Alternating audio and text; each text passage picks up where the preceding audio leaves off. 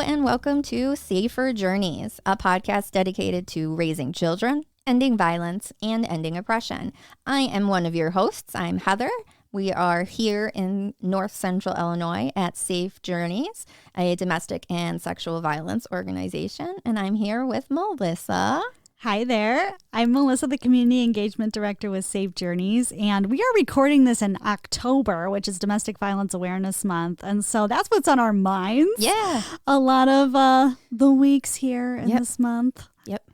So just a trigger warning right off the bat, we are going to be talking about topics of sexual violence, domestic violence, mostly Not about as much today, LGBTQ plus terms, but you know, sometimes it comes out of our mouths because this is our everyday. Yes. Like this, we are preventionists for domestic and sexual violence. Like our whole MO is to end the violence before it begins, which is why we're here talking about LGBTQIA plus terms today. Yeah, and anti-oppression as a whole. Yeah. So yeah, I think you're right. I'm not sure we're actually going to mention any actual violence, but sometimes we will connect things. So we're going to give you that trigger warning. Right. Just in case. Yeah. Just in case. So. Yeah. And by no means today are we going to be talking about everything you absolutely need to know in order to be a really good ally for LGBTQIA plus people and to be in community with them in a way that honors them and respects their personhood. Just please be aware that we won't be covering everything. If we do get something wrong, please reach out and let us know. Absolutely. We're constantly growing. We only know like what is out there when it comes to terminology and the research and things like that. But language is changing all the time. And if you hear something today that you're like, hey, that's not PC, let us know, please, because that's really important to us. Yeah, absolutely. We appreciate that kind of feedback so much. And you may hear some cultural humility stories on our part of when we messed up, because we mess up. Yep. Truly, if you're going to be an ally, you have to get used to messing up. And like, how do you do that? Yeah. And how do you do it respectfully and then repair and, commit to change your behavior or work on it at the very least? Yeah. Because nobody's going to expect anyone just off the streets to like be the most perfect ally. I wish, but like, it's not reasonable. You mean you're not the perfect ally? I'm not. I'm definitely not. Do I wish I was? Do I try super hard? Absolutely. Yes. But I mess up. Yep. And same. Everyone's going to. Yeah. All right. So like Melissa said, we're going to do the basics. And the very first thing we have to talk about in order to do that is the difference between gender identity and sexual orientation. For folks that are not actively in an allyship role or not part of the LGBTQ plus community, they can get this mixed up real easy. And I completely understand why. So let's go through it real quick. I'm going to start here talking with gender identity. So gender identity is the gender that the person feels fits them best. That's regardless of what kind of genitals they were born with or if they have facial hair or anything like that. It is just how they feel inside what their gender would be. And that can be a man, it could be a woman, it could be a non-binary individual or transgender. And I should mention that cisgender is the term for people who were born with the genitals that match the identity that they share. So like I am a female. I was born with female genitalia. I identify as a woman. So my gender identity is a woman. And then cis actually stands for same. So Greek or Latin, I can't remember. It's a medical term. Yeah, it's probably Latin. Yeah, I think it is Latin. It's a dead language, but we still use it, right? Yeah. But cis means same. So you're the same gender on the outside as you feel on the inside.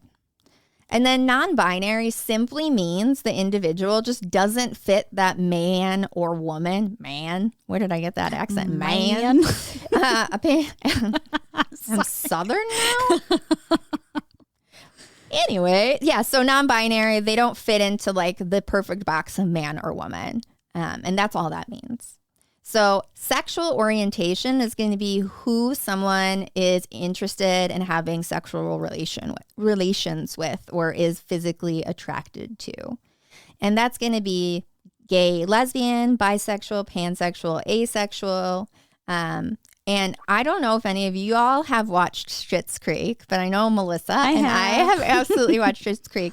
And there's this little piece in it where David talks about how he is essentially pansexual. And his friend said, what's her name again? His friend. Stevie? Stevie, that's it. I just couldn't remember her name. I'm so sorry, Stevie. I feel so bad about not remembering her name.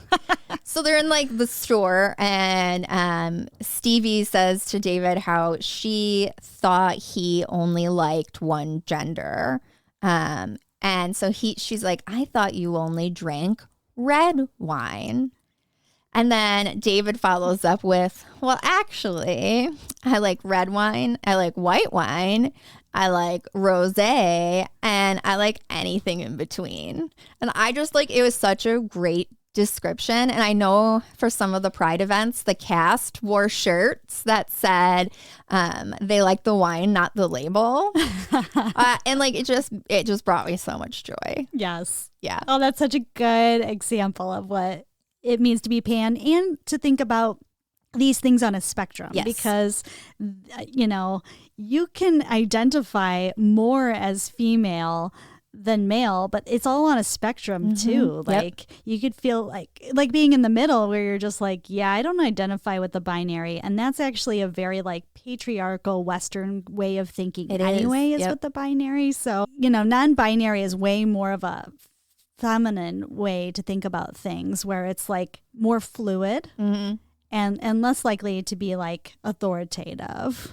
Oh yeah. Western. I see what you're saying. Like a feminist lens to it. Yeah, it does. Yeah. No, absolutely. You have a lot more wiggle room in your expression of gender as well. Yep. Within that non-binary umbrella, if you will. You're essentially not pinned down to like you identify and look like a man, right, or a woman. Right. And I just wanted to mention too, Heather was talking about cisgender, and a lot of times you'll hear people say like, I'm a cis straight, you know. Or cis het. Women. Oh, yeah. Cis Thank you. Meaning cisgender, Cis-het. het meaning heterosexual. So like I am cis het. I was born the gender that Beautiful. I feel and present, and I like the stereotypical, I like the opposite gender. Right. But that's, cis het. So if you do ever hear us or anybody, I thought it was supposed to be cishet. So I was just going to mention the spelling because it's like CISHET. Yeah. And I also thought, I was like, what is I thought it was cishet? like French. Or sachet. Yeah. But no, cishet. Yeah.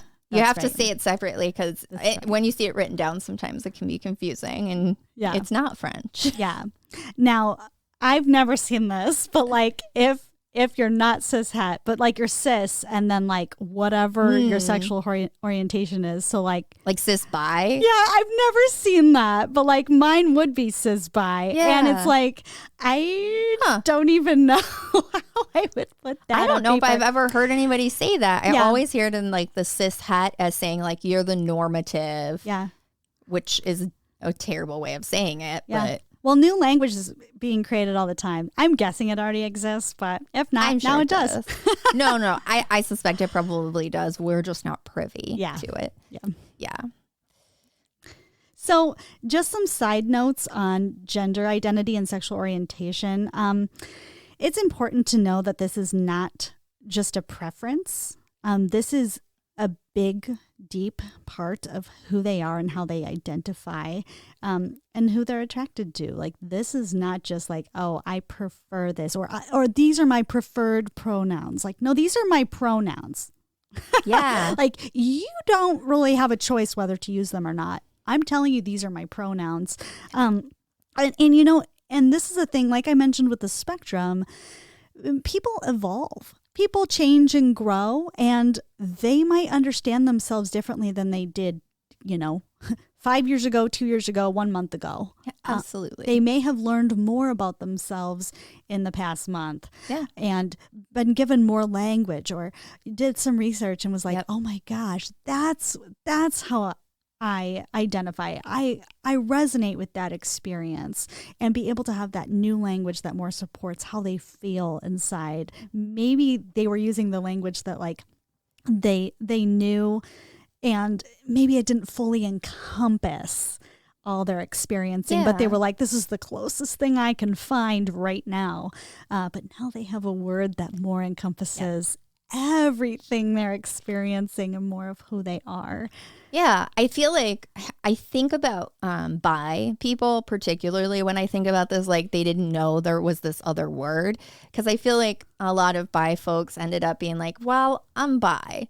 But it was more than just I like men and women. It was like, I really don't care if it's a person. I like them. They might be transgender. Yeah. They might, you know, not be non-binary, whatever the case. Yeah. Like, I like all humans. That's right. Which is what pansexual would stand for. So I bet there's a lot of folks, and I know a few people have said this, who are like, you know, as a teen, and they're like, oh, I'm bi. And then they're like, wait. Pansexual is a word and it means this. Yeah, that describes me better, I think, than bi. Yeah. And I think too, you know, just speaking from my own experience of like coming out later in life, I didn't come out as a teen or anything like that. And I honestly didn't understand this about myself. Like looking back, I'm like, oh yeah. We can't expect teenagers to understand everything that intricacies of gender and sexuality. Like they're teenagers. They're pretty young still. Yeah. Yeah. Well, and I was in a very like conservative area as well growing up. So it's not like I had that language or the people around me that were like openly discussing it or anything like that. But it's interesting to think about the evolution of language. Yeah. I love the life and experience of somebody who's just figuring themselves out. And honestly, you're going to figure yourself out your whole life. Oh, yeah. But, you know, at first it was like, yeah, bi. And then thinking about pan. Now, I don't really identify as that. However, I definitely like think that it wouldn't matter. Now, I'm married, you know, it does. Honestly, it doesn't matter. But I just know this about myself, right? And then, you know, some days I'm like, man, I really identify with the word queer. Sure. Too. Yep. So like, but I'm like, am I going to co-opt the word from, and I don't think people are probably like, no, you idiot. But like, I don't know. I have these things inside myself where I'm like, am I feeling like I can just use this term and be in a, you know, I'm very able to hide my sexual orientation. Yeah, I can mask it. Because you present. I do. As a cis het woman because you're married to a man. To a man. So like everyone just assumes. And I have kids. Yeah. Oh, well, you're obviously cis het. But like yeah, actually I am married to a man, and yes, I do have children. However, there's this other part of me that finds ladies attractive. True. And like really anybody. Well, yeah, I mean, to me that sounds pan. It does. Did we just figure this out? I'm still not sure. See, but that's fine. I identify with the word, but you don't have to. Yeah. But you know, and I think that's a lot of with the bisexuality. It talks about that too. It's just like not really having the terminology. I've read that a lot. Yeah. Or that there's like this weird complex that people who are bi have, where they're like, well, I also am like heteronormative in this particular way. So like, I'm not fully in the community. It's like, no, you absolutely are. Yeah, but there's a lot of that, like not feeling like you can, like what I just described. I feel like I can't identify with those terms because I have major privilege. Yes, I understand. I get that. Yeah. It makes sense. I don't have any sort of answers, obviously. And I don't think there's an answer. Yeah, no, I don't think there is. I mean, there may be language that better fits you. Again, weird. Anyways, you may have language that better fits you in the future, because like that's definitely happening for so many people. Right. So hey, maybe you're the one who comes up with a new word. Sure. And maybe I will eventually like identify more with like the pansexuality language. Yep. But just right now, like with where I am in my journey, like it's more in that other realm. It's just interesting. I just thought I'd mention it. I love how much the language has developed and changed around this, and language in general. But that's just because I also am nerdy and took the psychology of language in my undergrad class. That is so you. I know. Such a nerd. But anyways. Wow. Yeah. I was going to move on and talk about sex assigned at birth, unless you have any more. No. Okay. Go ahead. Cool. So sex assigned at birth is exactly what it sounds like. When a baby is born, the doctors and nurses look at the baby's external genitalia and decide, is it a boy or a girl baby? And that's it. There's not blood testing. They are not looking at chromosomes. They have no clue what's going on inside their abdomen. They simply are looking at the external genitalia. So that is not the whole picture. We know that, right? Because like gender, being a male or a female, which is a biologic term, by the way, it's more complex than just what your external genitalia is.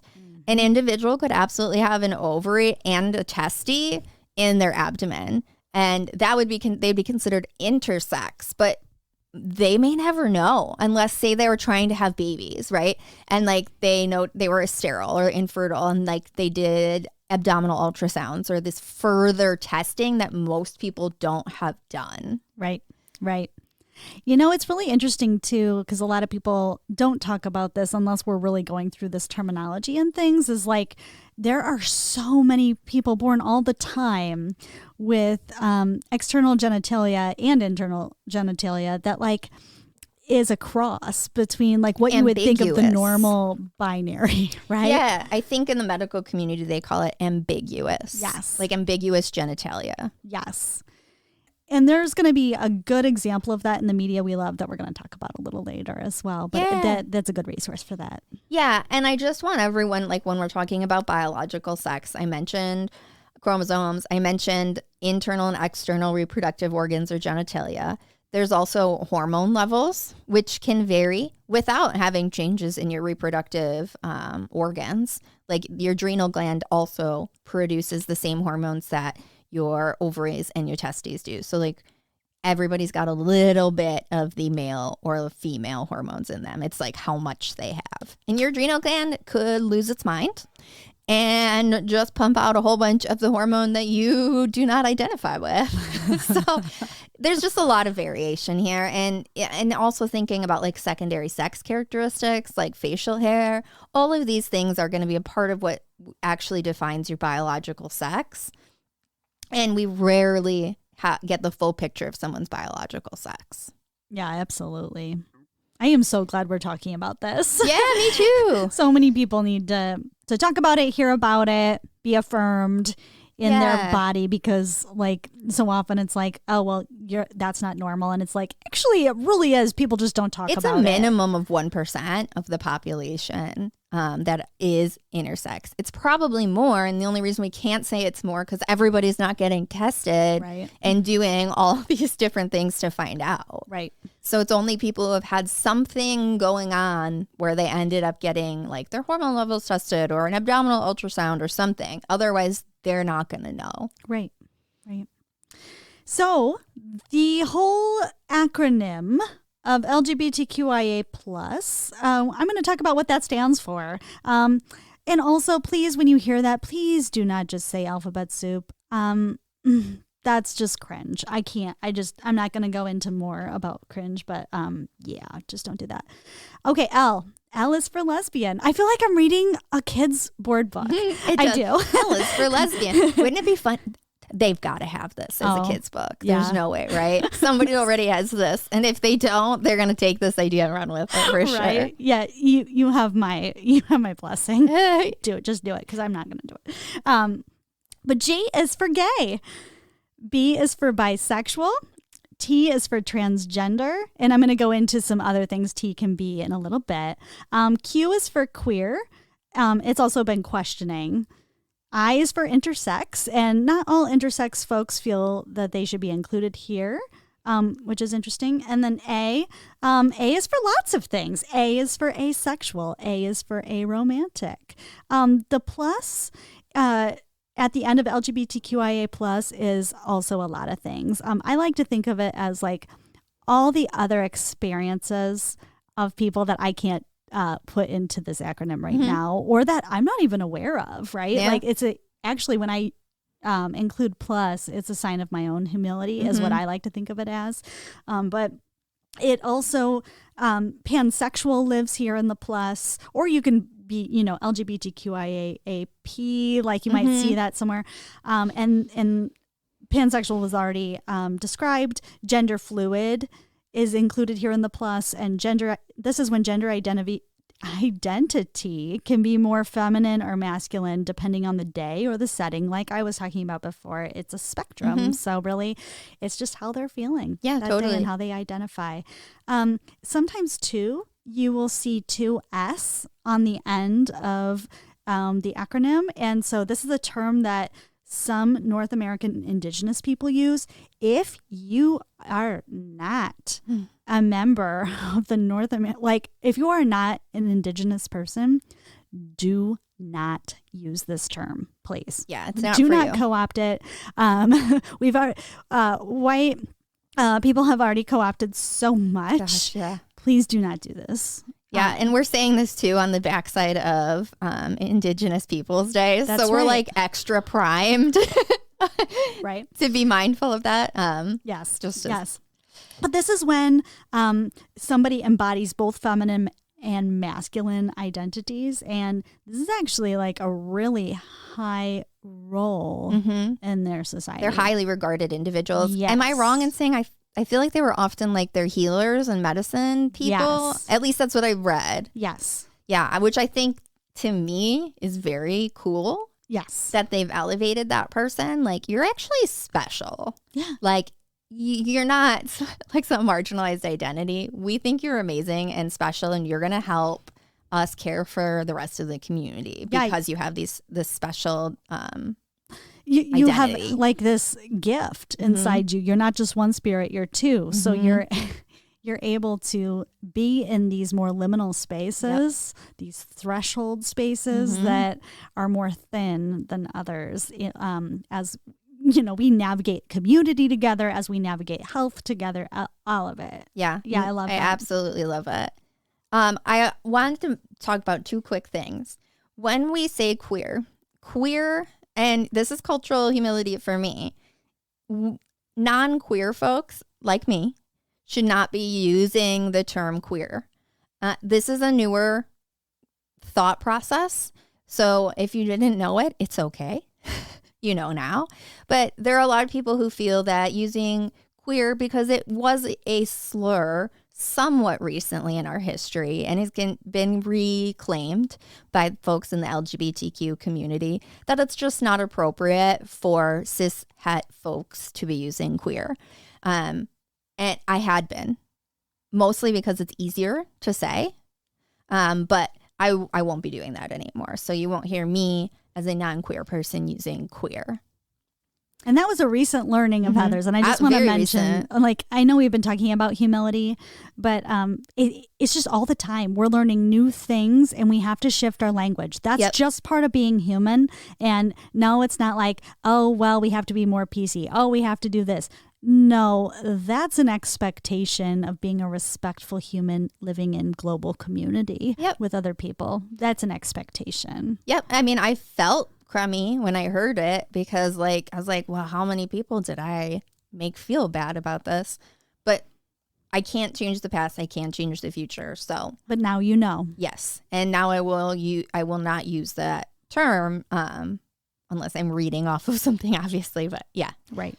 And I also wanted to mention, because I have heard people use the A as ally in LGBTQIA. While I understand why, I don't think it's appropriate either, because you are not a member of the community. That is what an ally is. By definition, you are supporting other communities. So ally is not an appropriate use for A. That's all. And I had heard that in the past, but I've stopped using it because of that reason, you know? Yeah, I haven't been using it because I've heard that as well, but I hear more people talking about it now. Yeah. No, that's good. I've also heard people like weaponizing the term ally, which of course they do because people do that with all terms, but saying like, well, I'm an ally, so I can't possibly have done something wrong. Oh no. Yeah. That's a big problem. It's like saying I have a black friend. Exactly. I'm not racist. It's like, oh crap, you know? Like, ooh, yeah, you have a ways to go on your anti-racism journey. I mean, we all do. We're always on a journey. And as a white girl, I am continuously going to be on that anti-racism journey. Right. So this is the anti-homophobic journey. Or anti-transphobic. Yeah. And got a ways to go with that one. But I'm an ally, so I can't do harm. Oh. Yeah, I know. You're doing harm just by saying that. Right? Like, oh, cringe. Again, cringe. Yeah, no. So just mentioning it because I'm sure that it's been said, you know, other people have heard it. If I've heard it, other folks have heard it. So then let's talk quickly about transgender folks. And the reason we're doing that is because people have a lot of questions and misconceptions when it comes to transgender individuals. So rather than you having to speak to someone or Google it, let's get you that right information. So transgender means that the person's gender identity, so how they feel, what they feel about their gender, does not match the sex they were assigned at birth. So if I were to say someone is a trans man, that means that person identifies as a man and was assigned female at birth. And for trans woman, that means a person identifies themselves as a woman but was assigned male at birth. I just want to mention too that a lot of times when people have already gone through their transition, which I'm going to talk about in a second, they just want to be seen as how they identify. Yeah. Right? Like, so they might not want to be known as like a trans man or a trans woman. They just like, no, I'm a woman. Period. Yeah. And it's really up to the individual because I have seen individuals say I identify as a man and other individuals say I identify as a trans man. Absolutely. So it's super up to the person. Mirror their language. Yes. If they call themselves a trans man, you call them a trans man. Exactly. If they say I'm a man, you call them a man. Yep. That is across the board when it comes to this anti-oppression work. Mm-hmm. I think that's the best thing you can do is mirror language. Yeah. Yep, absolutely.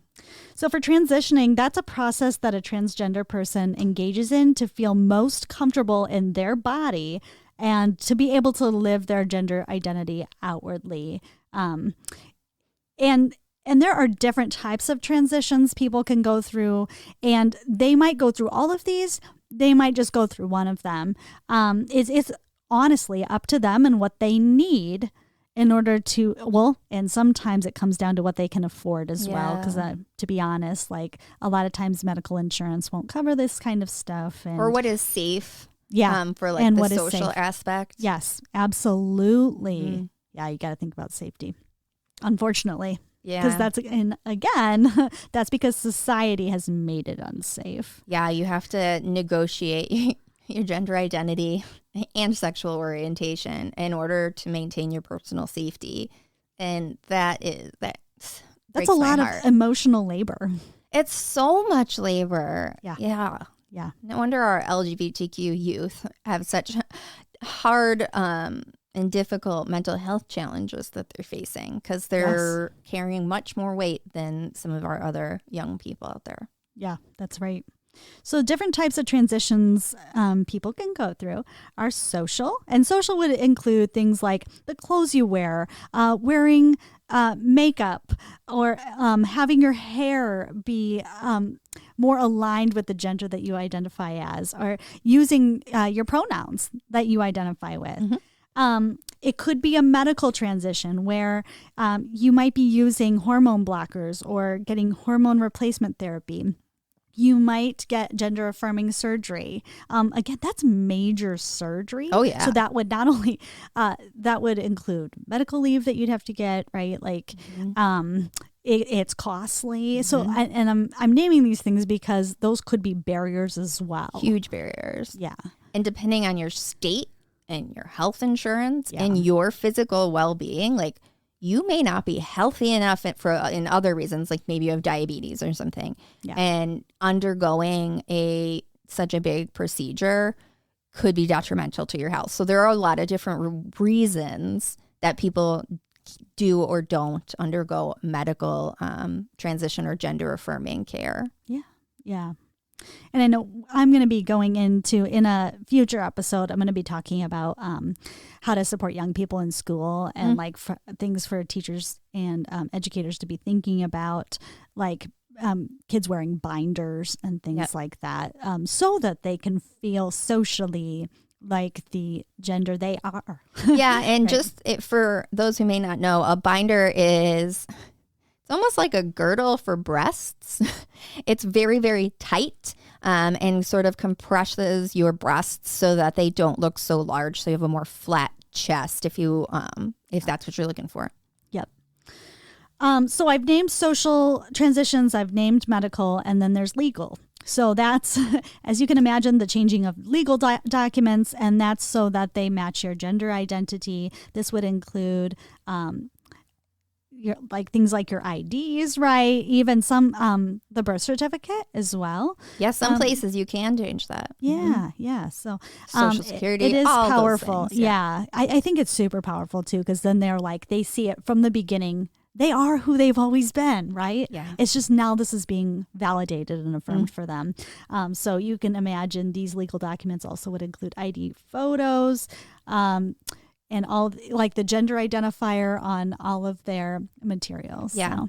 Yeah. I've seen some people post like their updated like driver's license with all of their appropriate pronouns and gender identifiers, like because they're so great. Like they're just so grateful to have it on their ID. And it's like, man, that's the place we've put them in, that they're just grateful that their ID is reflective of who they are. Yeah. It makes me really sad that that's something they have to like strive for. Yeah. It should just be given.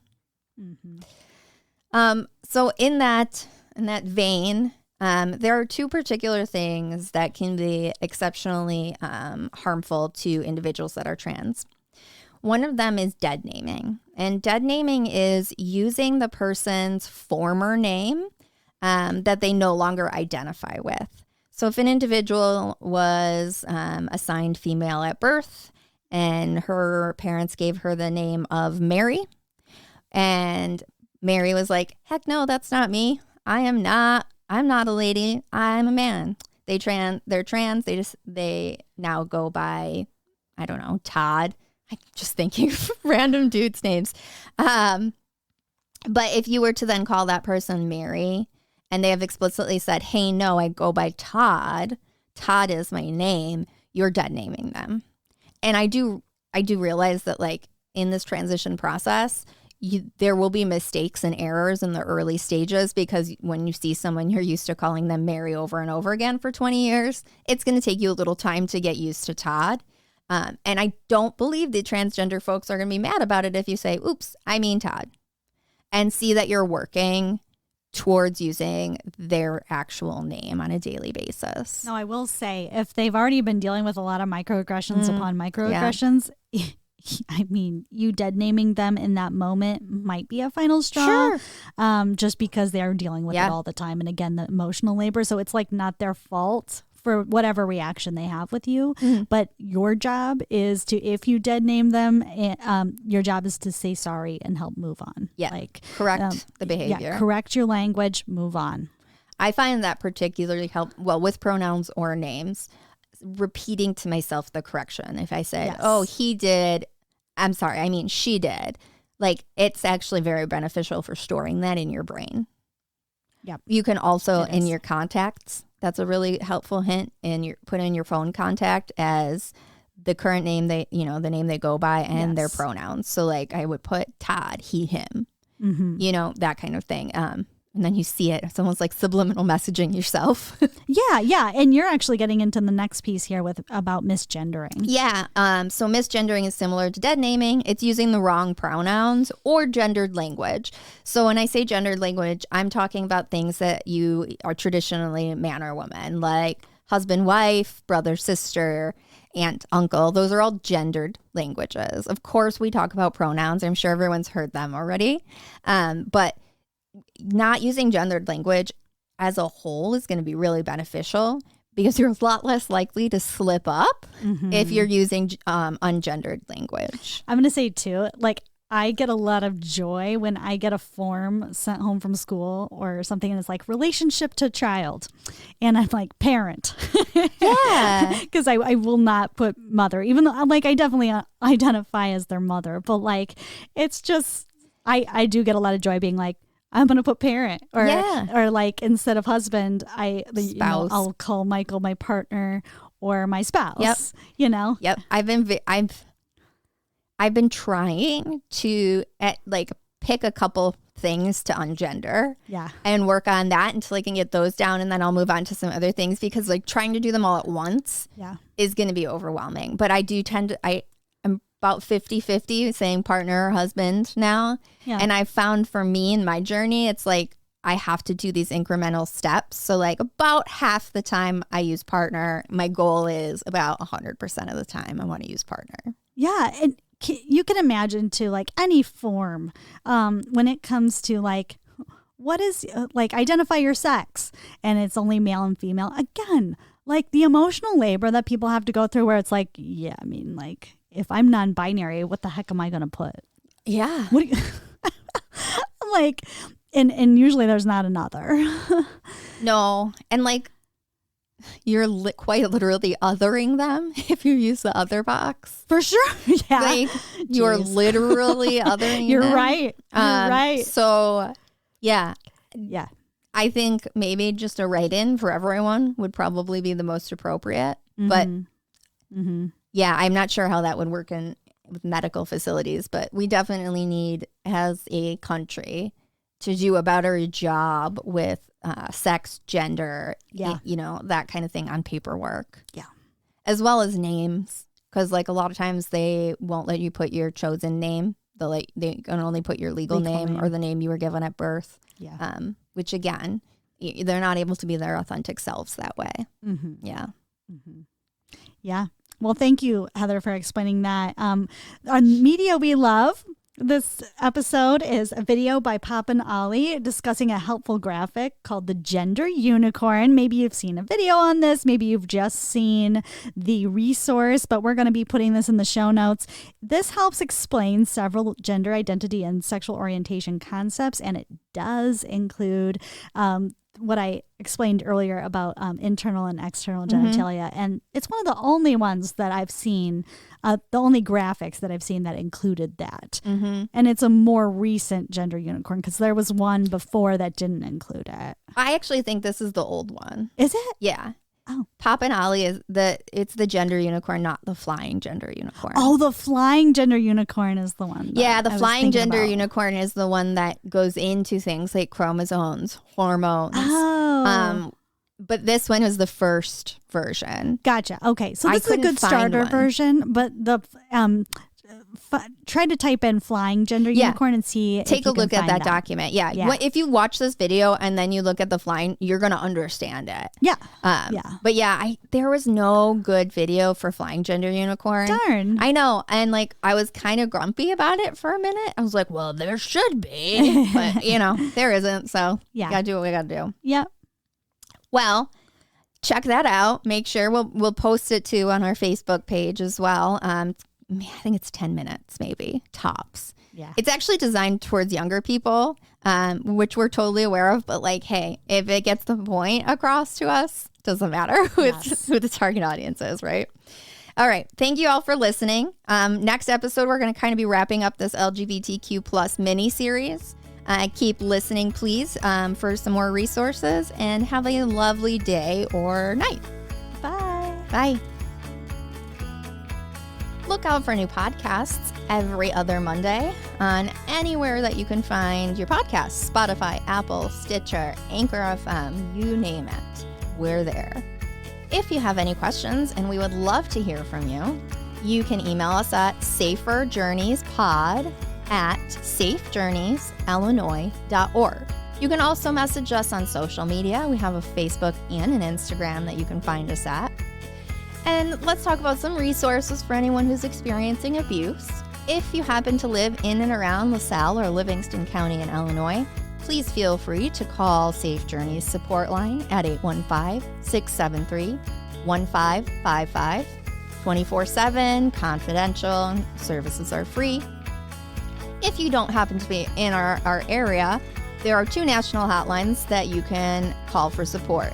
For sexual violence, you can call RAIN with 2 N's. That's the National Sexual Violence Hotline. Their phone number is 800-656-HOPE. They also have a live chat on their website if you're interested. And for domestic violence or intimate partner abuse, you can call the hotline, which is simply thehotline.org. This is our national domestic violence hotline, and you can give them a call at 800-799-SAFE or chat live on the website. Thanks for listening.